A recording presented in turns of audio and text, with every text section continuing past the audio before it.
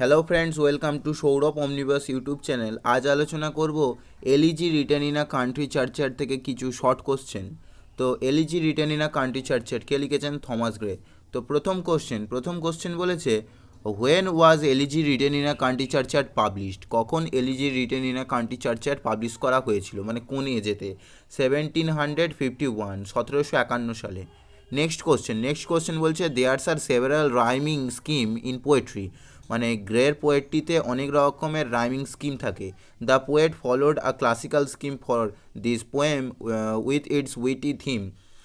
Which one of these is the rhyming scheme for elegy? তাহলে Gray বিভিন্ন ধরনের elegy rhyming scheme use করে থাকেন। তো elegy written in a country চার্চারে কী ধরনের রাইমিং স্কিম ইউজ করেছেন সেটাই বলছে। তো এখানে কী ধরনের ইউজ করেছেন? এখানে ইউজ করেছেন, the poet chooses the classical iambic pentameter scheme AB.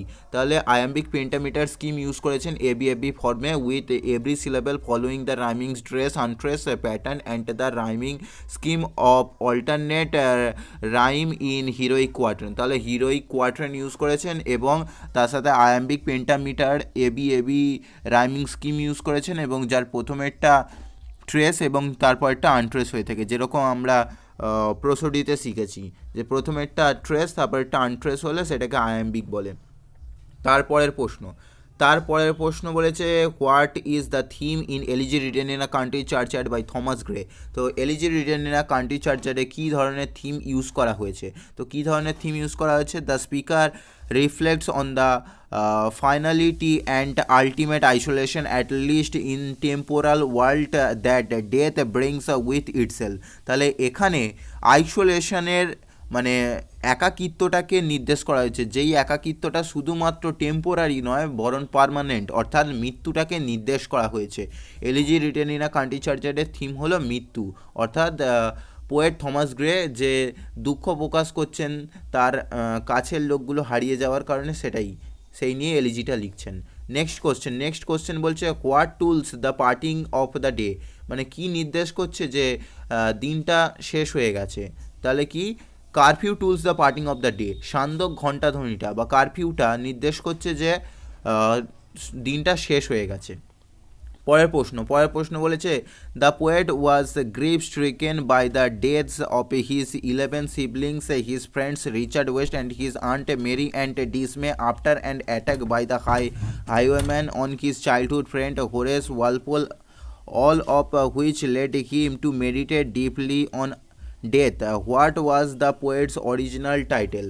তাহলে পোয়েট এখানে যে নিজের বন্ধুদের এবং নিজের সিবলিংসদের হারিয়ে যাওয়ার বিষয়টা প্রকাশ করেছেন, এবং তার ছোটোবেলায় একজন ফ্রেন্ড ছিল যার নাম হোরেস ওয়ালপোল, তাদের সবাইকে হারিয়ে ফেলার বিষয়টা নিয়ে যে এটা লিখেছিলেন, সেই যে মেন টাইটেলটা কী ছিল? তাহলে মেন টাইটেলটা ছিল যে stanzas wrote in a country churchyard was the poet's original title. Stanzas wrote ছিল অরিজিনাল টাইটেল। পরের প্রশ্ন বলেছে, what sound describe the heart? Heart এখানে যে শোনা যাচ্ছে সেই শব্দটা মানে কোন শব্দ দ্বারা বর্ণনা করা হচ্ছে? And over what does the heart win? আর কার ওপর দিয়ে এই শব্দটা শোনা যাচ্ছে বা কোথা থেকে এই শব্দটা আসছে? তো the heart is describe by lowing. সেই সমস্ত যে গরুগুলো তারা বাড়ি ফিরে যাচ্ছে, তাদের পায়ের যে আওয়াজ, সেই আওয়াজটাকে এখানে বর্ণনা করা হয়েছে। And it was winding over the লে। আর এটা ঘাসুরে জমির ওপর দিয়ে হেঁটে চলে যাচ্ছে, সেই সমস্ত গরুগুলো ঘাসুরে জমির ওপর দিয়ে হেঁটে চলে যাচ্ছে। পরের প্রশ্ন বলেছে যে the poet began writing the elegy in 1741, finished it in 1750. It went through several revised versions after it was published. Which magazine was it first published in the 16 February 1751? তো পোয়েট এই যে elegy written in a country চার্চারটা লেখা শুরু করেছিলেন 1741 সালে এবং finish করেছিলেন 1750 সালে। আর এর রিভাইজ ভার্সান অনেকবার পাবলিশ হয়েছে, তবে এর যে মূল পাবলিশ হয়েছিল 16 ফেব্রুয়ারি 1751, সেই ম্যাগাজিনটার নাম কী ছিল? তো সেই ম্যাগাজিনটা ছিল ম্যাগাজিন অব ম্যাগাজিনস। পরের প্রশ্ন বলেছে যে হু প্লডস হোম, অর্থাৎ কারা বাড়ির দিকে এগিয়ে চলেছে? মানে বাড়ির দিকে পদক্ষেপ ফেলে এগিয়ে চলেছে। তাহলে কারা? দ্য প্লোম্যান প্লটস হোম, অর্থাৎ সেই সমস্ত চাষিরা যারা এখানে থাকে, সেই সমস্ত চাষিরা তাদের বাড়ির দিকে এগিয়ে চলেছে। পরের প্রশ্ন বলেছে elegy written in a country churchyard is a poem that was at one time a popular inclusions in textbook and anthologies around the world. একটা সময় elegy written in a country churchyard সমস্ত জগতে ছেয়ে গেছিলো এবং তার text বুকটা এবং অ্যান্থোলজিটা বিশাল জনপ্রিয়তা পেয়েছিল গোটা বিশ্বে। Many English poets have been influenced by the theme, language and setting of elegy. অনেক পোয়েটই এই থিম দ্বারা এবং ল্যাঙ্গুয়েজ দ্বারা এবং এই এলিজির সেটিংটা দ্বারা ইনফ্লুয়েন্স হয়েছিলেন। তো who was the English poet who translated part of it into Latin? কোন পোয়েট এইটাকে ল্যাটিনেতে ট্রান্সলেট করেছিলেন? তো কোন পোয়েট? পার্সি বেসি শেলি বা পিবি শেলি এটাকে এতে ল্যাটিনেতে ট্রান্সলেট করেছিলেন। He visited the original churchyard and compose a poem here in a style that is reminiscent of elegy. তো তিনি সেই চার্চয়ার্ডে গিয়েছিলেন, অরিজিনাল চার্চয়ার্ডে, এবং সেই এলিজিটাকে এবং মানে উপভোগ করেছিলেন বা জ্ঞান অর্জন করেছিলেন এবং সেই স্থানে গিয়ে তিনি লাইফ এক্সপিরিয়েন্স করেছিলেন। তো তারপরে তিনি এটাকে ল্যাটিনে ট্রান্সলেট করেছিলেন। তো আমি এই যে পিডিএফটা বানিয়েছি এটা বিভিন্ন বই থেকে কালেক্ট করে বানিয়েছি। তোমরা যদি এই পিডিএফটা ডাউনলোড করতে চাও তাহলে নিচে ডেসক্রিপশনে লিঙ্ক দেওয়া থাকবে, সেখান থেকে গিয়ে ডাউনলোড করে নিতে পারো।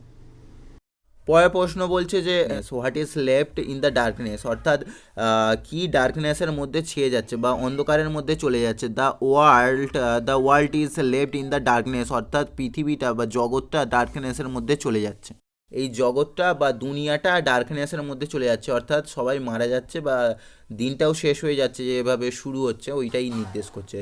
পরের প্রশ্ন বলছে what wheels is droning flight, what lulls the distant folds. তাহলে what wheels in droning flight মানে যে ঝিমিয়ে আসছে, মানে এটা গুনগুন যে শব্দ হচ্ছে, ড্রনিং ফ্লাইট মানে গুনগুন ডানার শব্দ হচ্ছে, সেটা কার শব্দ? বিটেলের শব্দ, সেটা বিটেলের আওয়াজ হচ্ছে। আর বলছে যে what lulls the distant folds, আর কি ঘুমোনো বা কি ঝিমিয়ে আসা একটা মৃদুমন্দ ভাব চলে আসছে কার মধ্যে?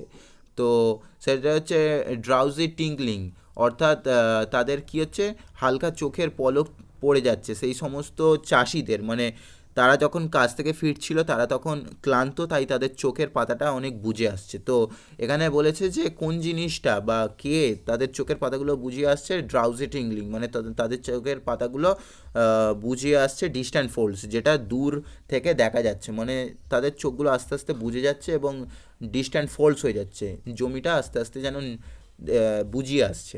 পরের প্রশ্ন বলেছে the poem elegy written in a country churchyard refers to power and glory that fade, and illustrate these three famous figures are named in the poem.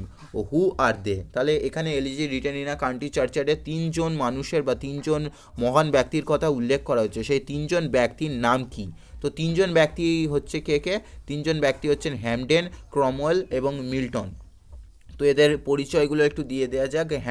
হ্যামডেন ছিল যে Hampden was fiery parliament of the parliamentarian who defied Charles once and was killed in the English civil war. তো Hampden ছিল একজন পার্লামেন্টের সদস্য এবং যে civil ওয়ারেতে লড়াই করেছিল এবং চার্লস ফার্স্টের এগেনস্টে সে গিয়ে লড়াই করেছিল। আর তারপরে বলেছে Cromwell and Milton his the contemporaries, তার সমসাময়িক যুগের লোক হলো ক্রমওয়েল, অলিভার ক্রমওয়েল এবং John Milton. His contemporaries also fiercely resisted the tyranny of the king, যারা রাজার বিরুদ্ধে মানে যারা খারাপ রাজা, সেই সমস্ত টাইরানি রাজার বিরুদ্ধে তারা লড়াই করেছিল বা তাদের বিরুদ্ধে এগেনস্টে গিয়েছিল। তো পরের প্রশ্নটা বলেছে হোয়াট ইজ আইভি ম্যান্টেলড। আইভি মানে গুল্ম। আইভি ম্যান্টেলটা কি? আইভি ম্যান্টেলটা মানে কোথায় আছে বা সেটা কি বোঝাতে চাইছে? The tower is ivy mantled. এখানে টাওয়ারটাকে আইভি ম্যান্টেলের সাথে মানে তুলনা করা হয়েছে। সেই যে টাওয়ারটা যার মধ্যে আইভি গুল্ম মানে সরু সরু ছোট গাছে আবৃত হয়ে গেছে সেটাকেই নির্দেশ করছে। What adjective describes the owl, আর এখানে যে একটা আউলের ডেসক্রাইব করা হয়েছে সেই আউলটাকে কি অ্যাডজেক্টিভ ইউজ করে ডেসক্রাইব করা হয়েছে, তাহলে আউলটাকে কি ওয়ার্ড দ্বারা ইউজ করা হয়েছে, the word moping describes the owl, moping শব্দটাকে ইউজ করা হয়েছে আউলটাকে বোঝানোর জন্য।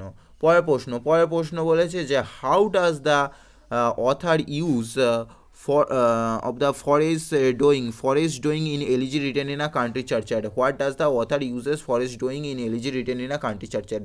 অর্থাৎ বক্তা এখানে কি ইউজ করেছেন elegy written in a country চার্চার্ডে অথারকে বোঝানোর জন্য। তো the gravestone and graveyard foreshadow the eventual death of all of us, তাহলে এখানে গ্রেভস্টোন মানে ওই যে মৃত কবরের ওপরে যে গ্রেভস্টোনটা দেওয়া হয় এবং গ্রেভইয়ার্ড ওই যে ইয়ার্ডটা মানে যে জমিতে কবরটা দেওয়া হয় সেই গ্রেভইয়ার্ডকে নির্দেশ করা হচ্ছে ফরেস্ট ডুইং হিসেবে। তো পরের প্রশ্নে বলেছে যে who is the protagonist in elegy written in a country churchyard by Thomas Gray. তো elegy written in a country চার্চার্ডে কে হচ্ছে protagonist? The speaker referring on the landscapes is the protagonist of the poem. তাহলে speaker এখানে reflecting করছেন যে ল্যান্ডস্কেপটাকে তিনি বর্ণনা করছেন বা ল্যান্ডস্কেপটাকে তিনি অ্যাড্রেস করে এখানে কবিতাটি লিখছেন, কেননা তাদের জমির ওপরেই তারা মারা গেছে সেই বিষয়টাকে বর্ণনা করছেন। তো পোয়েট এখানে ল্যান্ডস্কেপটাকেই অ্যাড্রেস করছেন। পরের প্রশ্ন বলেছে who is the antagonist in elegy written in a country churchyard by Thomas Gray. এখানে কে অ্যান্টাগনিস্ট হিসেবে কাজ করছে? তাহলে কে antagonist? Death is the antagonist here, তাহলে এখানে মৃত্যু কিন্তু অ্যান্টাগনিস্ট হিসেবে কাজ করছে। The speaker reflects on all the dead person buried near this rural church. তাহলে এখানে মৃত্যুটা হচ্ছে অ্যান্টাগনিস্ট এবং স্পিকার রিফ্লেক্ট করছে সেই সমস্ত ডেড পিপলদের যারা এখানে এই রুরাল চার্চের মধ্যে গ্রামের চার্চের মধ্যে কবরের মধ্যে আবৃত।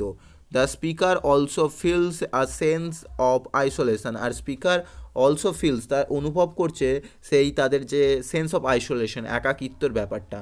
পরের প্রশ্ন বলেছে what is the setting of elegy written in a country churchyard by Thomas Gray elegy written in a country চার্চার্ডে কোন সেটিংটাকে রাখা হয়েছে? The setting is indeed a rural churchyard somewhere. তো এখানে চার্চার্ডটাকে মানে হিসেবে সেটিং রাখা হয়েছে মানে চার্চের কবরস্থানের এলাকাটাকে। তো পরের প্রশ্ন বলেছে what is the verse form of this poem. তো ভার্স ফর্ম কি বলেছে? The verse form of Gray's elegy written in a country churchyard is quatrains. তো কোয়াট্রেন্স মানে চারটে করে লাইন নিয়ে একটা করে স্টানজা তৈরি করা হয়েছে। তো পরের প্রশ্ন বলেছে what does hoary headed swain refer to. তো এখানে হোরি হেডেড সোয়েন বলতে কি বোঝানো হয়েছে? The reference to the hoary headed swain in Gray's elegy written in a country churchyard suggest Gray's desire for recognitions from the humble people. সেই সমস্ত হোরি headed swain বলতে গেলে মানে যাদের ধূসর বর্ণ হেডেড পার্সনদের বলতে কাদেরকে বোঝানো হয়েছে? এখানে হাম্বল পিপলদের, সেই সমস্ত গ্রামের সরল সাধারণ মানুষদেরকেই নির্দেশ করা হয়েছে। পরের প্রশ্ন বলেছে what do the opening line suggest about the time.